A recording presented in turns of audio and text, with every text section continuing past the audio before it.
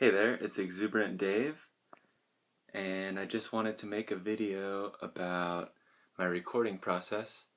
I started out just wanting to do one song, and then it turned into 10 or 12. I forget. I still got to count them all, but I'm leaving tomorrow, so you want to finish them all. But I have one more I want to do today, so I'm just gonna show the instruments I'm using and my recording space. So here it is.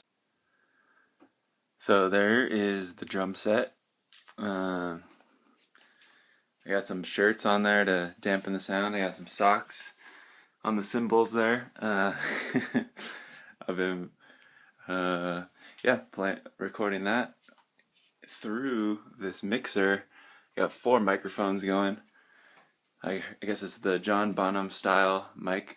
A triangle with one on top, 2 on the sides, and then 1 on the kick.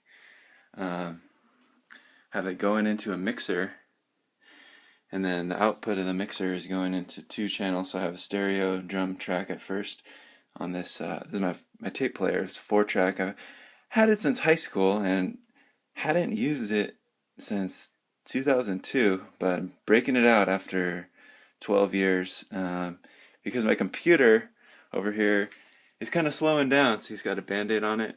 It's a 2005 Mac, and it did me a lot of good for a while. And next I'll show you the bass and guitars, using those. Pretty self-explanatory, people know what those do. But over here I got a instrument from Java, an instrument I was studying over there when I was living there called the Gendare, and it's metal keys over resonating tubes, and I'll just give you a sound. Hear that sound?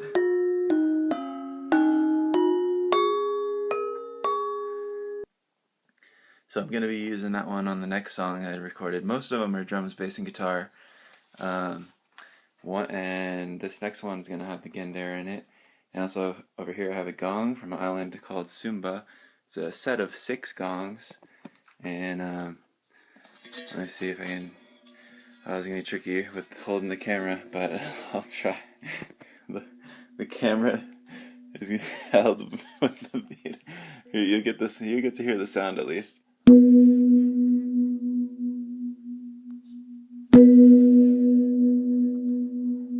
That's the gong. This is the smallest one, the highest pitched one. It goes down about an octave to the lowest one. The beaters for the gongs are made out of sandals pieces that were cut and tied together with this plastic wrap. Pretty creative. And actually those gongs were made out of recycled oil drums. So that's pretty good repurpose of the oil drum. I also have this keyboard here, and proof that I don't really know how to play the keyboard too well is I got the label. And these right here are 2 wooden drums. The one on the left there is hit with your hand, and the one on the right is hit with your hand, the one on the left with sticks. They're both from Sumba, an island in Indonesia. The one on the right is actually a very large bamboo. I'll show you my hand next to it, show you how gigantic this bamboo is. I used those on one song. Maybe I'll use them on this next one too, I'm not sure. So when I mix it down, which means make a final version of the levels and everything, I'm going on to this digital recorder, so I can then from here put it on the computer's recording from analog tape to a WAV file. And the way I do that is plug in, there's an input there that's stereo, and so I plug from the headphones into there and then press play, make the adjustments as it's going, turn things down and up according to how the song goes, and then it's a digital file. A big challenge for the 4-track is that there's no undo button, which means if you make a mistake, it either stays or you can re-record it, but you can't chop and paste all the good parts like you can on the computer. Also on the 4-track, you can't zoom in and nudge things just if something is a hair off, like you can't really fix it. You gotta either have a good take, good enough to keep, or try and try again. But it's been a lot of fun for me to use this method because you have to make decisions a lot quicker. Um, yeah, like you only have 4 tracks to work with. Also on the computer, it's like unlimited. You can try as many times as you want on a new track and save all the tries you did.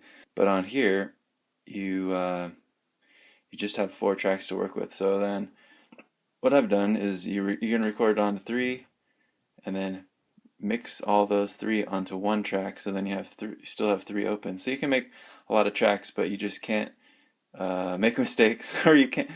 You gotta make sure you have a good mix in here before you start recording over here, because then you're recording over the original individual files. I mean tracks, and then you have to live with this mix. So you have to make sure the levels of everything are good and how you want it for sure forever.